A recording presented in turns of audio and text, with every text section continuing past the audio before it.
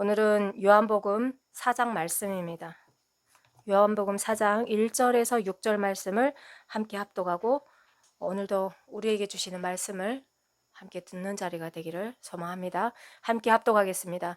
예수께서 제자를 삼고 세례를 베푸시는 것이 요한보다 많다 하는 말을 바리새인들이 들은 줄을 주께서 아신지라. 예수께서 친히 세례를 베푸신 것이 아니요 제자들이 베푼 것이라. 유대를 떠나사 다시 갈릴리로 가실새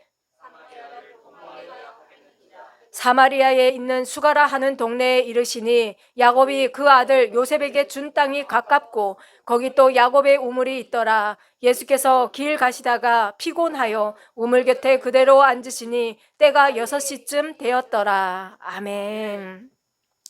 주님 감사합니다. 오늘도 말씀을 들을 수 있는 이 은총을 허락하여 주셔서 감사합니다. 사람이 사람답게 사는 이 귀한 길에 하나님께서 우리를 자녀로 불러 세우셨사오니 주님 오늘도 말씀하여 주시옵소서. 우리가 듣겠나이다. 예수님의 이름으로 기도드립니다. 아멘.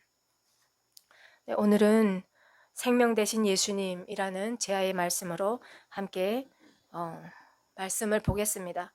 지난주에 우리가 세례 요한이 갇히는 데까지 봤습니다. 그리고 예수님께서 갈릴리로 가시고 나사렛에서 말씀을 전하셨는데 듣지 않고 그래서 어디로 갔습니까? 스불론과 납달리로 가셔서 이사야 선지자를 통하여 예언하셨던 그 말씀들을 이루시는 그 내용까지 우리가 봤습니다.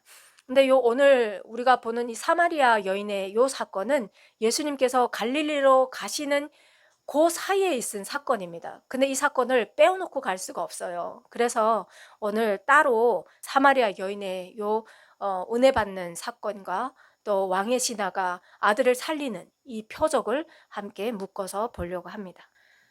자, 세례 요한이 투옥됐습니다. 그래서 예수님께서 갈릴리로 가십니다. 그런데 요한복음 4장 4절 말씀에 보면 예수님께서 사마리아를 통과하여야 하겠는지라, 우리가 다 잘 아는 내용이에요. 그래도 마음을 열고 들으셔야 됩니다. 사마리아를 통과하여야 하겠는지라 라고 말씀하고 있습니다. 그러니까 유대 지역과 갈릴리로 가는 그 지역 중간에 사마리아가 있는 거죠. 그러면 한마디로 말해서 가는 길이라는 겁니다. 가는 길이 사마리아라는 거예요. 그런데 유대인들은 이렇게 가지 않고 베레아를 거쳐서 이렇게 빙 둘러서 사마리아로 갔습니다. 그렇게 가는 이유가 있겠죠. 그렇잖아요.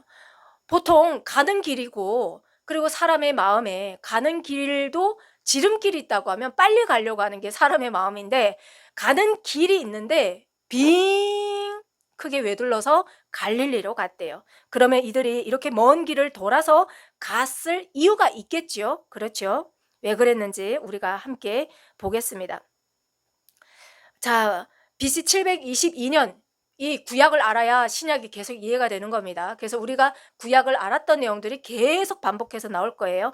BC 722년에 북이스라엘이 아수르에 의해서 멸망을 합니다. 그렇죠? 땡 하고 저기 벽돌색이 딱 끝납니다. 자, 그래서 이 사건을 열왕기하 17장에 보면 아수르가 정책적으로 사람들을 이주 정책을 하게 되죠. 그래서 북이스라엘 사람들을 아시리아, 자기네 나라로 가져다가 먼 곳에 가져다가 심고, 그리고 아시리아 사람들을 북이스라엘에다 가져다가 이렇게 이주시키는 일들을 했습니다. 그러면 어떤 일들이 일어납니까? 사람들이 남아있는 북이스라엘 사람들과 이주해온 아시리아 사람들이 그렇죠. 섞이게 되겠죠. 그리고 섞이다 보니까 아이들이 또 성장하고 이러면서 또 결혼도 하고 이러다 보니까 그 2세, 3세 내려가면서 그 아이들은 어디 아이들이에요? 그냥 헌혈인이 된 거죠. 헌혈인. 헌혈 정책을 썼습니다. 아시리아는. 그래서 이 사람들이 우리는 북이스라엘 사람들이야! 라는 정체성을 못 갖게끔 아예 그걸 말살했습니다. 자, 이런 일들이 있었습니다. 여호와 신앙과 이방 우상 숭배도 자연스럽게 혼합이 되는 일들이 일어났어요. 자, 그러면 유대인 사람들이 볼 때 북이스라엘 사람들이 우리와 같은 민족이라고 보일까요? 섞였어. 안 보이는 거예요. 안 보이는 거예요. 그래서 유대인들은 사마리아 사람들을 보면서 어떻게 했느냐?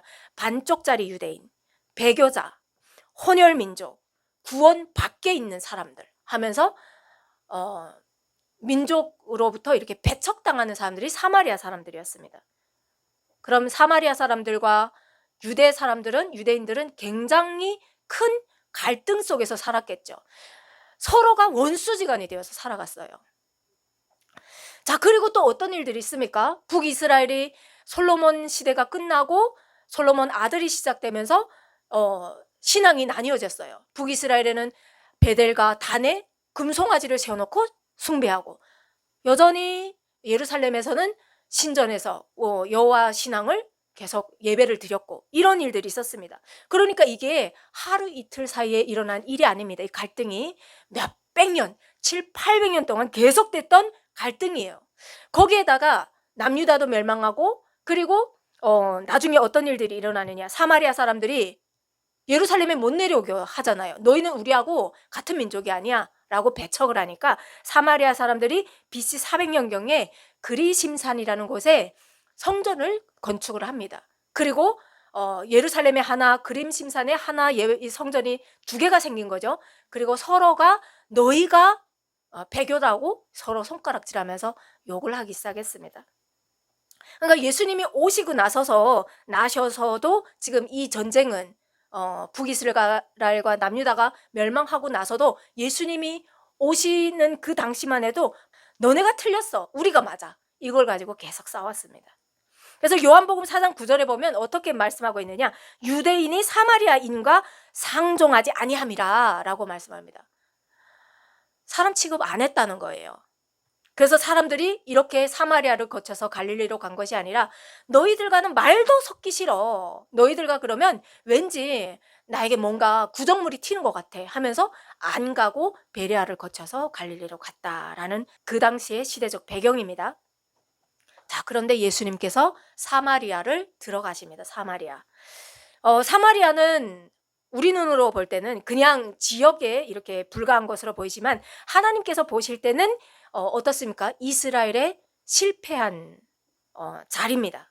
실패한 장소죠. 상징이죠. 그리고 분열 왕국으로 우상 숭배와 혼혈과 배교로 이어지는 민족적 상처가 모여있는 것이 사마리아였다라고 보시면 됩니다. 그 상처 한복판으로 지금 예수님께서 들어가시는 장면입니다. 예수님께서 가십니다. 예루살렘부터 세례 요한이 투옥되고 나서 사람들이 막 예수님이 세례를 많이 베풀었대 하면서 이목이 예수님께 집중이 되니까 예수님께서 갈릴리로 가십니다. 왜 가셨다고 했죠? 지난주에 아직 예수님의 때가 안 됐다고 말씀드렸습니다. 예수님은 오늘이라도 당장 십자가를 지시고 죽으시고 다시 부활 승천하실 수 있으시지만, 하나님께서 왜 독생자를 십자가에 못 박을 수밖에 없었는지 그 사랑을 인류가 아직 모르는 거예요. 그래서 아직 아버지의 때가 되지 않았기 때문에 갈릴리로 한 걸음 이렇게 후퇴하셨습니다. 그래서 예루살렘으로부터, 유대로부터 이렇게 갈릴리로 가려고 사마리아에 들렸는데 얼마나 피곤하시겠습니까? 유대에서도 많은 사역들을 하시고 올라가시는데 너무 지치시는 거예요. 그래서 수가라는 동네에 이르러서 야고비 판 우물 그 옆에 앉아서 예수님이 잠시 쉬게 됩니다. 쉬게 되고 제자들은 스승님이 지금 이렇게 쉬고 있으니까 마을에 급히 먹을 것을 사려고 왁 들어갔습니다. 예수님 혼자 그 야곱 우물에 이렇게 기대어서 앉아서 있습니다. 그런데 그때가 성경에서 6시쯤 되었더라 라고 말씀하고 있습니다. 유대인들의 시간하고 우리가 계산하는 시간은 다릅니다. 해 뜨는 시각인 오전 6시를 하루의 시작으로 생각합니다. 그러니까 우리는 자정 12시를 그날 첫 시간에 시작을 생각을 하는데, 이 사람들은 해가 뜨는 6시부터를 시작이라고 합니다. 그러면 여기에서 6시쯤 되었더라 라고 말씀하시는 이 시간은 낮 12시가 되는 겁니다. 낮 12시. 그런데 이 사마리아는 엄청 뜨겁습니다. 광야인 거예요. 엄청 뜨겁습니다. 그래서 이렇게 뜨거우니까 사람들이 우물에 물 기르러 안 나오겠죠. 나오지 않아요. 그 뜨거운데 지금 예수님이 앉아 계시는 거예요. 햇빛이 짱짱 비치는데. 자, 이렇게 예수님께서 그 뜨거운 정오에 우물에 기대어서 이렇게 앉아 계시는데, 그때 한 여인이 동이를 일고 막 걸어 나오는 게 보입니다. 그러면 여러분, 다른 사람들은 이 뜨거울 때 안 나오고 집에 다 있잖아요. 뜨거우니까 요 때를 지나야 되지 않겠습니까? 1시, 2시까지는 피해야 되는데, 3시까지도 피해야 되는데 안 나오는데 한 여인이 동이를 이고 나왔다. 그러면 그 여인에겐 말할 수 없는 어떠한 고통이 있는 거죠. 뭐 흔히 말하자고 하면 집에 길어놓은 물이 똑 떨어져서 당장 마실 급식수가 없다. 그러면 나올 수가 있겠죠. 그런데 성경에서는 이 여인이 그래서 그때 나온 것이 아니라 나중에 보면 어떻습니까? 사람들이 손가락질하고 저주를 퍼붓고 비판하는 여인이어서 사람들이 시선이 따갑고 싫어서 사람들의 눈을 피해서 그때 나왔다라고 기록합니다. 자, 이 여인이 예수님을 만났어요. 예수님께서 이 여인에게 말을 거십니다. 물을 좀 달라라고 말씀하십니다. 물 좀 달라라고 말씀하십니다. 자, 근데 사마리아 사람들하고 유대인들은 뭐라고 했습니까? 원수지간. 그러니까 이 여인이 그럽니다. 당신은 유대인으로서 어찌하여 사마리아 여자인 나에게 물을 달라 하나이까? 라고 얘기합니다. 유대인 아니에요? 그런데 왜 나한테 물 달라고 해요? 이런 투로 얘기를 한 겁니다. 그랬더니 예수님께서 한 모금만 좀 주셔 라고 말한 것이 아니라 예수님께서 이런 말씀을 합니다. 내가 만일 하나님의 선물과 또 내게 물 좀 달라 하는 이가 누구인 줄 알았더라면 내가 도리어 나한테 구했을걸? 그러면 내가 너에게 생수를 주었을 거야 라는 말씀을 합니다. 서로 다른 말을 하고 있어요. 그렇죠?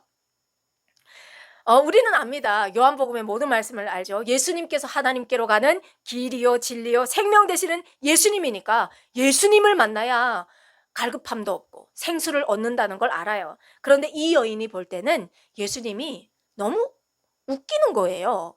그래서 이 여인이 그래요. 물 깃는 그릇도 당신한테는 없지 않습니까? 그리고 이 우물은 이렇게 깊은데 당신이 어떻게 길어서 나한테 생수를 주겠다는 말입니까? 라고 되물었어요. 맞는 말이죠. 자, 이 여인은 눈에 보이는 현상 그대로 말했어요. 그런데 예수님께서 계속 말씀하십니다. 이 물을 마시는 자마다 다시 목마르려니와 내가 주는 물을 마시는 자는 영원히 목마르지 아니하리라. 내가 주는 물은 그 속에서 영생하도록 솟아나는 샘물이 되리라 라고 말씀합니다. 여인과 예수님께서 하시는 주제는 물이라는 주제는 동일해요. 그런데 서로 다른 관점으로 얘기를 하고 있습니다. 그러니까 이 여인이 비웃기라도 하듯이 예수님께 이렇게 말합니다. 주여, 그런 물이 있습니까? 그럼 그런 물을 내게 주시옵소서. 그래서 그 물을 나에게 주셔서 내가 목마르지도 아니하고 또 내가 여기도 물기르러 오지 않도록 수고하지 않도록 해주세요 라고 얘기를 합니다. 참 말이 계속 엇나가는 거예요 지금. 우리는 알죠. 예수님께로 가야 된다. 예수님께로 가야 그분께서 우리 인생에 늦은 비와 이른 비를 주시고 사람이 모든 하는 일에 복을 주시는 이가 그분이시다라는 것을 우리는 아니까 정말 사마리아 여인이 안타깝죠. 그런데 예수님을 영접하지 못한 사람들은 눈에 보이는 현상에 매몰될 수밖에 없습니다. 그래서 예수님께서 안 되겠네. 그래서 이 여인의 눈높이에 맞춰서 말씀을 합니다. 가서 내 남편을 불러오라. 내 남편을 불러오라. 그러니까 그 여자가 그래요. 나는 남편이 없습니다. 이 여인의 말이 맞죠. 어느 날 갑자기 내가 아직 친분도 이렇게 쌓이지 않았는데 가서 당신의 아내나 남편을 보고 싶습니다 하면 누가 가서 데려오겠습니까? 그러니까 이 여인이 별난 사람이 다 봤네. 그러면서 난 남편이 없어요 라고 투명스럽게 얘기를 합니다. 그때 예수님께서 뭐라고 합니까? 그래, 내 말이 맞다. 내가 남편이 없다는 말이 맞다. 너에게 남편이 5이 있었고 지금 있는 자도 내 남편이 아니니 내 말이 참되도다 라고 말씀하십니다. 그러면 예수님께서 지금 아시는데 사람들은 막 이렇게 비웃었단 말이에요. 고대만 해도 남녀가 이혼하는 것이 하나의 정말 결격 사유가 됐었어요. 흠이었다고요. 그러니 이 여인은 5번이나 이혼을 했잖아요. 마을 사람들이 볼 때 이 여인은 아주 불경스럽고 뭐 온갖 세상의 욕을 다 가져다가 퍼붓는 여자였어요. 그러면 예수님께서 지금 이 사실을 아시는데 이 여인에게 남편을 불러오라 라고 하셨다고 하면 예수님도 다른 사람들과 똑같이 부끄러운 줄 알아 이 말을 하려고 이 여인에게 남편을 데려오라고 했겠습니까? 아니었겠죠. 예수님께서 이 여인에게 남편을 데려오라 라고 하신 말씀은 이제부터 이 여인과 본격적인 이야기를 하고 싶다는 말씀이죠. 그리고 이 여인 한 여인을 들어서 당시 사마리아의 영적인 상태를 말씀하고 있는 겁니다. 사실 구약 전체를 보면 이스라엘이 세워지고 이스라엘에 걸어오는 여정을 보면 시내산의 언약을 봐도 예수님은 이스라엘의 남편입니다. 그렇죠. 그리고 오늘날도 여전히 우리가 예수님과 함께 동행한다는 것은 예수님이 우리의 신랑 되시는 분이신 겁니다. 그 말씀을 하는 겁니다. 그런데 이스라엘이 세워졌는데 이스라엘이 배교를 하지 않아요. 북이스라엘이 배교하지 않습니까? 그러니까 남편을 두고 우상을 숭배하니까 그걸 보고 성경에서는 간음한다라고 말씀합니다. 간음한다. 그러니 예수님께서 말씀하시는 거죠. 예수님은 이 땅에 신랑으로 오신 분이시잖아요. 그러니 너의 진짜 신랑이 왔다, 이 말씀을 하시는 겁니다. 이 사마리아 여인에게. 그래, 내가 너의 진짜 신랑이야, 이 말씀을 하는 거죠. 자, 이 여인이 내가 말도 안 했는데 내 속사정을 너무나도 빤드름이 잘 아는 한 유대 청년이 나타났어요. 여러분 같으면 어떻겠습니까? 그냥 몸에 솜털이 다이는 거죠. 지금 이 동네 마을 사람들은 한 명도 우물가에 없는데 이 본 적도 없는 유대 청년이 나타나서 나의 속사정을 다 아니, 이 여인이 얼마나 놀랬겠습니까? 깜짝 놀랐겠죠. 그래서 이 여인이 그럽니다. 주요, 내가 보니 당신은 선지자입니다 라고 얘기를 합니다. 그리고 나서 그동안 궁금했던 것을 예수님께 물어요. 어떻게 묻습니까? 우리 조상들은 이 산에서 예배해야 했는데, 그림신산에서 예배를 했는데 당신들의 말은 예배할 곳이 예루살렘에 있다고 합디다. 어디 예배가 진짜예요? 라고 물었습니다. 예수님을 만나면 여러분은 어떤 거 묻겠습니까? 이 여인이 예수님께 우리 조상들은 이 산에서 예배하였는데 당신들의 말은 예배할 곳이 예루살렘에 있다 하더이다. 이 질문은 북이스라엘과 남유다가 700년 넘게 해오던 질문이었습니다. 서로가 너희가 나쁘다, 너희가 잘못됐어, 서로 정죄하는 가운데서 과연 어떤 것이 맞는가?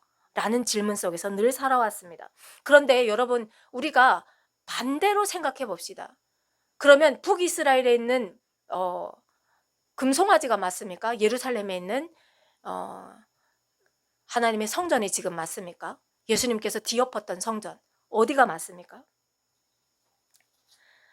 이 질문 자체가 잘못된 겁니다. 그렇죠? 하나님을 장소에 가둔다는 것은 잘못된 겁니다. 왜냐하면 그분이 이 우주 만물을 창조하신 분이시기 때문이죠. 예배가 장소가 될 수가 없습니다. 여러분이 살아가는 삶의 터전이 예배의 현장입니다. 그렇죠? 그런데 우리가 왜 이렇게 한 자리에 모여서 예배를 드립니까? 하나님께서 구별하여 세우신 거룩한 주일이기 때문에 우리가 한 곳에 모이는 거고, 또한 예배는 이 신앙으로 믿음으로 선다는 것은 혼자 설 수 없기 때문에 서로가 이렇게 나누고 서로가 중보가 필요하기 때문에 우리가 이렇게 만나는 겁니다. 자, 그래서 예수님께서 이 여인에게 이런 말씀을 하십니다. 여자여, 내 말을 믿어라. 이 산에서도 말고 예루살렘에서도 말고 너희가 아버지께 예배할 때가 이르리라. 너희는 알지 못하는 것을 예배하고 우리는 아는 것을 예배한다.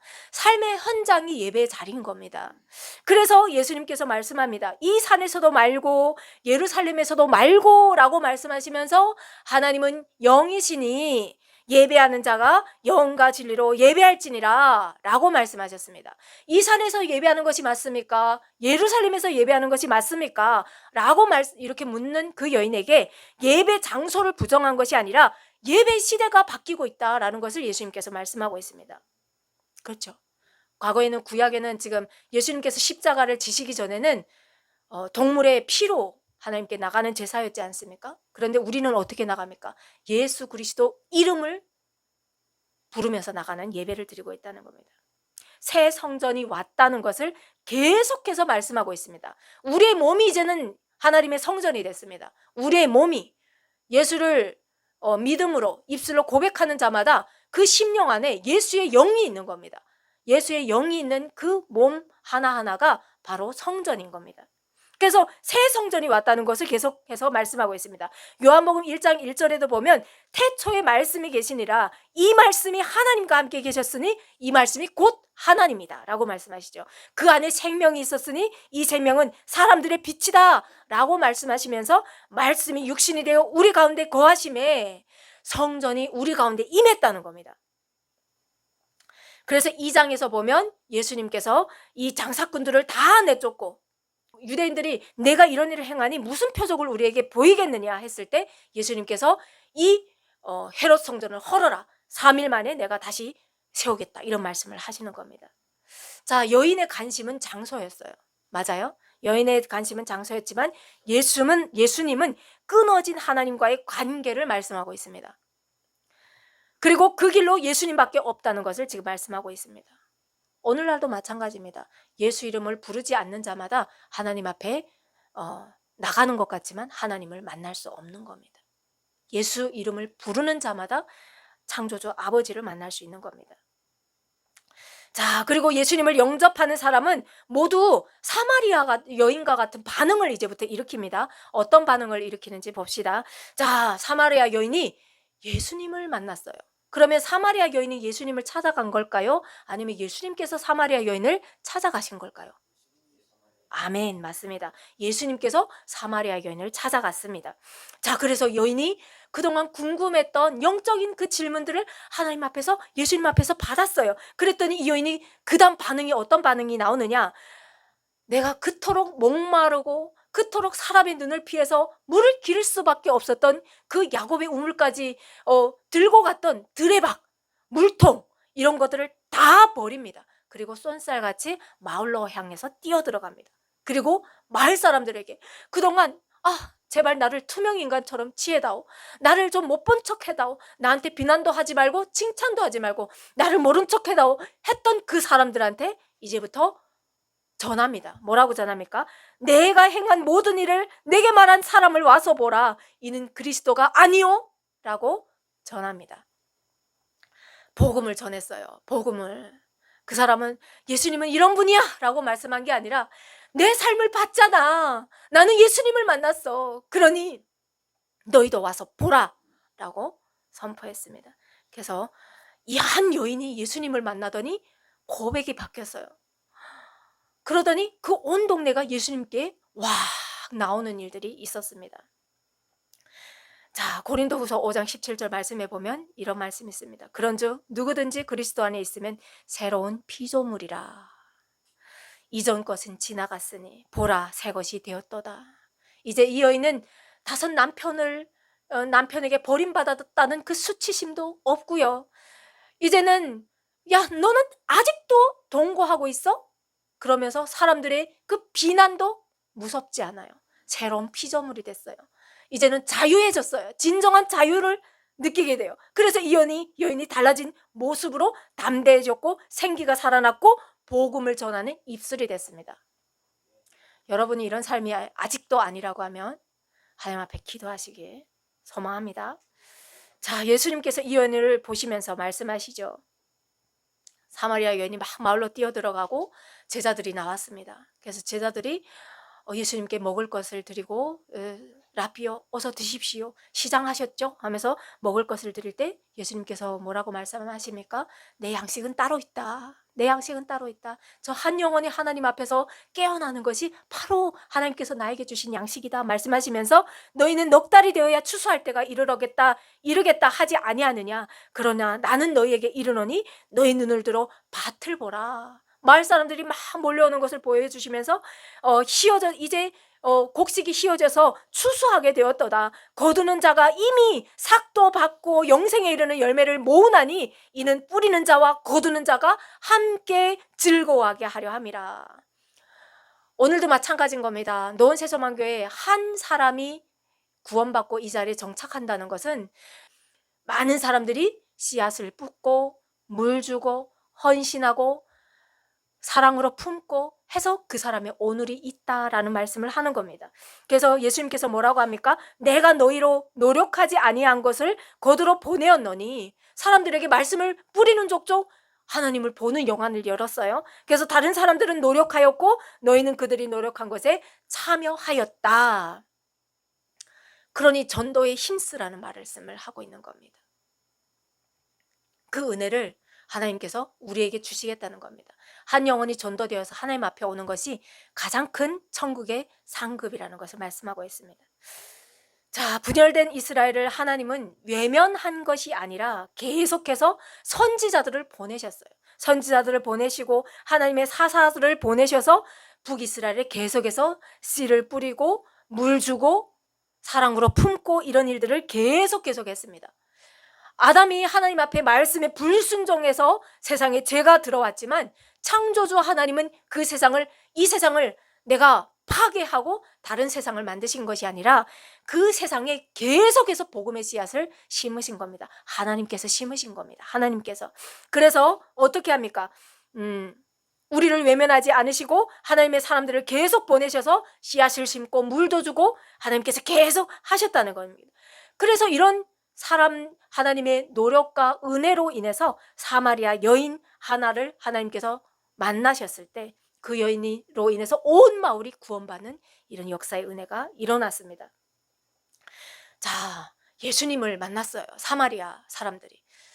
여러분은 예수님을 만나면 이 이야기를 다 듣고 나서 예수님 너무 좋아요.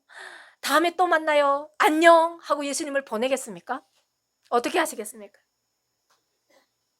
예수님 한 말씀만 더 듣고 싶어요. 예수님 우리와 며칠만 좀 더 거해주세요. 더 유해주세요. 여기에 좀 더 묵으세요. 라고 붙잡지 않겠습니까?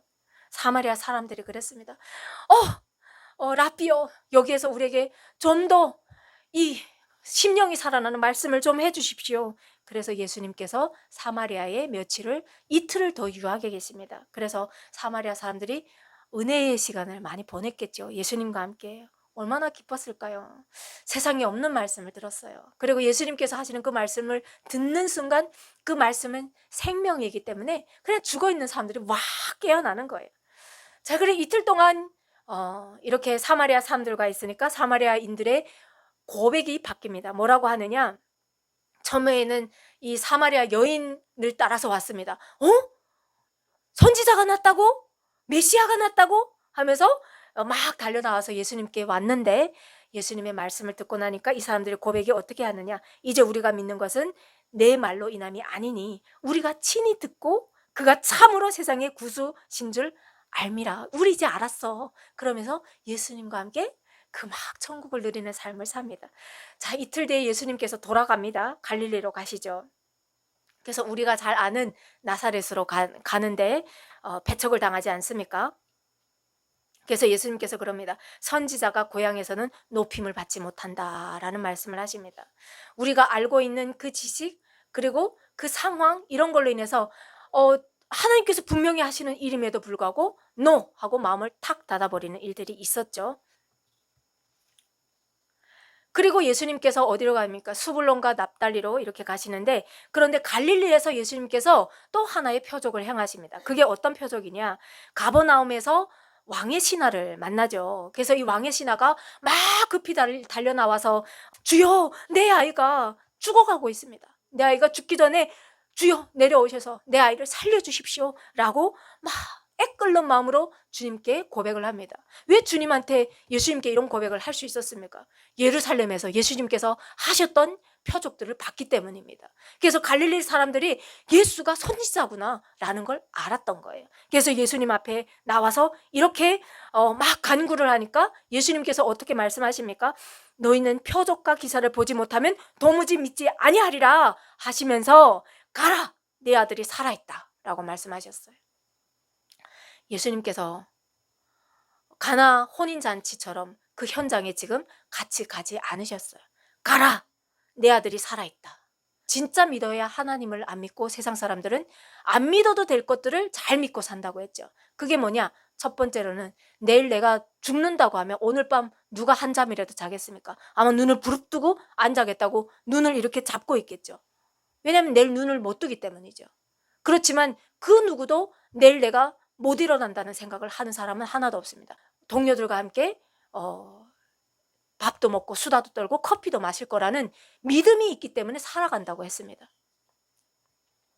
그것처럼 왕의 신하에게도 마찬가지인 겁니다. 이 사람이 만약 믿지 않고 안 갔다고 하면 그 아들은 죽었어요. 그런데 예수님의 말씀을 믿고 예수님께서 가라! 예수님께서 같이 안 갔지만 가라! 내 아들이 살아있다. 이 말씀을 믿고 갔을 때 아들이 살아나는 기적이 일어납니다. 그러면 이 사건이 왜 표적이 되겠습니까? 예수님은 공간을 초월하는 생명의 주인이심을 나타내는 표적이기 때문입니다. 가나 혼인잔치도 물이 포도주가 되는 사건이었지 않습니까? 우리가 알고 있는 물이 술이 되려고 하면 어떻게 해야 됩니까? 나다를 또 막 익히고 삭히고 그리고 며칠 동안 또 그런 얼마나 복잡한 과정들이 있습니까? 그렇지만 예수님은 말씀으로 선포하시고 일들이 일어났다는 겁니다. 그것처럼 예수님은 시공간을 초월하시는 생명의 주인이시라는 사건이기 때문에 이것이 표적이 되는 겁니다. 예수님이 가시 않으시고 손도 대지 않으셨지만 다만 말씀으로 말미암아 창세기에서 하나님께서 빛이 있으라 했을 때 빛이 세상을 밝혔던 것처럼 이 사건도 동일한 사건인 겁니다. 가라, 네 아들이 살아있다. 말씀이 역사하는 사건이었습니다. 자, 그러면 예수님이 왜 갈 수 있음에도 불구하고 안 갔냐? 어떻게 예수님이 이제 십자가를 지시고 부활 승천하셔서 다시 아버지의 보좌 오른편으로 가셔야 되는데 그 사람들에게 계속 어린아이처럼 같이 할 수는 없잖아요. 믿음이 성장하는 과정이 있어야 되지 않겠습니까? 그래서 사람들이 눈으로 보고 일어난 사건을 확인하고 인정하는 수준에서 머무는 것이 아니라 보지 못하여도 믿는 자들이 얼마나 복되고 그 복된 믿음이 얼마나 큰 축복인지 그걸 말씀하기 위해서 이 사건들을 행하십니다. 그러면 여러분 어떻습니까? 기적이 믿음을 만드는 겁니까? 아멘. 믿음이 기적을 만드는 겁니다. 말씀을 믿는 믿음이 더 큰 믿음으로 성장한다는 것을 말씀하고 있습니다. 자, 두 번째는 이 사건이 표적이 되는 이유는 생명의 주인이 누구인지 보여주고 있습니다. 우리는 내가 죽지 않을 것처럼 생각하면서 한평생을 삽니다. 죽음을 생각하는 나이가 언제쯤이냐면요. 80 정도부터는 내가 이제는 점점 죽어가는구나라는 것들을 사람들이 좀 인지하는 것 같습니다. 그만큼 종말론적인 나의 삶을 생각하지 않고 산다는 겁니다. 그래서 가장 지혜로운 사람은 내가 죽는다는 걸 생각하면서 사는 사람이 가장 지혜로운 사람이래요. 그러면 오늘 할 일을 내일 미루지 않고 오늘 사랑해야 될 것을 더 사랑하는 겁니다. 내일 있기 때문에 사랑을 미루지 않는 겁니다. 자, 요한복음 1장 4절에 보면 예수님께서 이렇게 소개됩니다. 그 안에 생명이 있으니 이 생명은 사람의 빛이다 라고 말씀하십니다. 병 고치는 분이 아니라 생명의 근원이 바로 예수님이라는 것을 말씀하는 사건이 바로 왕의 신하 아들의 사건입니다. 그러면 가나 혼인잔치와 왕의 신하 아들을 고치신 이 사건을 통해서 예수님을 어떤 분으로 가리키고 있느냐? 결국 예수님은 기쁨도 회복하고 생명도 회복하시는 분이시라는 것을 성경은 말씀하고 있습니다. 누가복음 5장으로 넘어가면 예수님께서 좀 길지만 조금 보겠습니다. 누가복음 5장으로 넘어가면 예수님께서 제자들을 부르는 그 말씀들이 기록되어 있습니다. 왜냐하면 이미 베드로도 그리고 안드레도 이런 어부들이 예수님의 제자가 됐지 않습니까? 근데 이 사람들의 직업은 어부잖아요. 고기를 잡아서 팔아야 생계가 유지가 되는 사람들이에요. 그래서 예수님을 따라다니니까 너무 좋은데 집안의 식구들은 계속 있지 않아요. 그러니까 계속 가서 이 베드로의 장모도 가서 사위를 자꾸 붙들어 와요. 생계를 네가 책임져야 돼. 가장이 지금 어디 나가서 뭐 하고 있는 거야? 계속 붙들어 가니까 이 제자들이 또 가서 고기를 이렇게 잡을 수밖에 없는 사건들이 계속 있죠. 그래서 예수님께서 그 갈릴리에서 이렇게 또 보니까 제자들이 배를 띄운 겁니다. 갈릴리 호수에 배를 띄운 거예요. 그래서 예수님께서 그곳으로 갑니다. 그런데 예수님의 말씀이 막 너무 좋잖아요. 막 살아나니까 사람들이 계속 떼를 지어서 예수님을 따라다니기 시작했어요.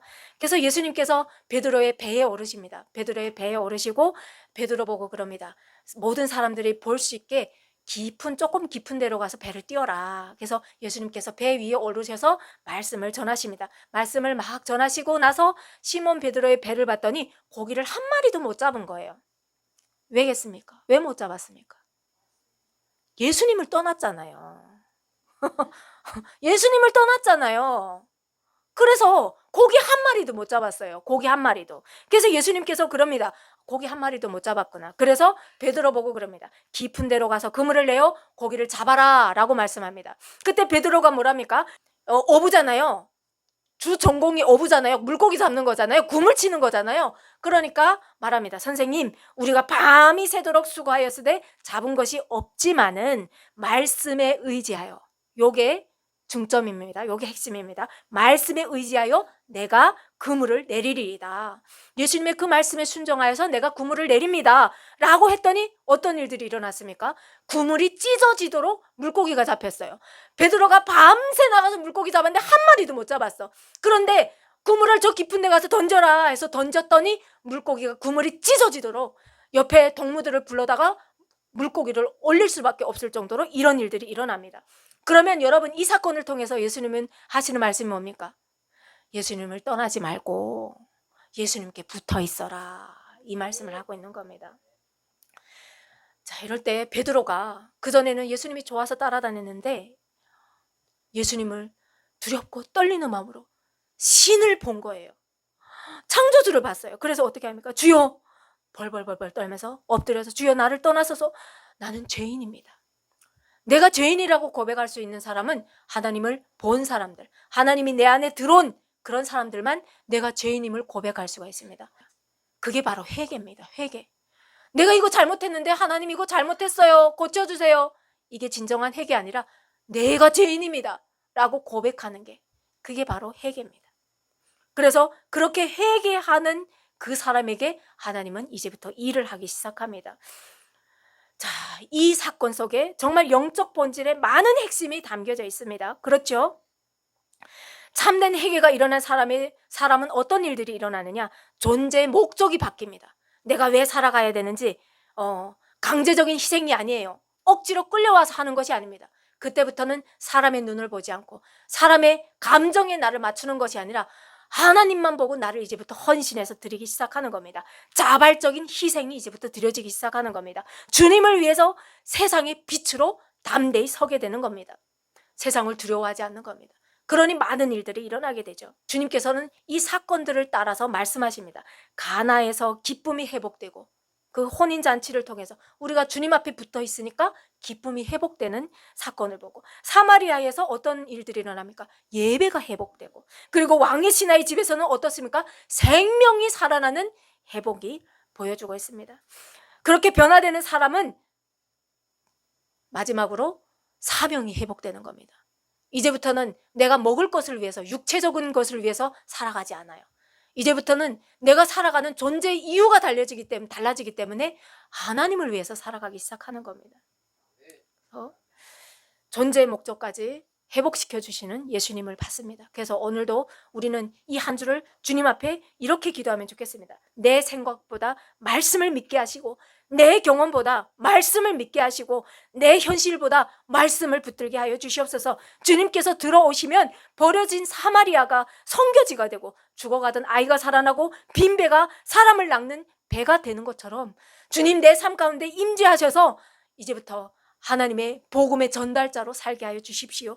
오늘도 우리 안에 생명을 주시는 주님만 따라가는 주의 자녀로 살게 해주십시오. 이런 고백으로 바뀐다는 것을 여러분이 아시고 이 한 주도 이렇게 올려드리면서 살아가는 저와 여러분이 되기를 간절히 소망합니다. 아멘. 하나님 감사합니다. 오늘도 우리에게 생명이 무엇인지 말씀하여 주셔서 감사합니다.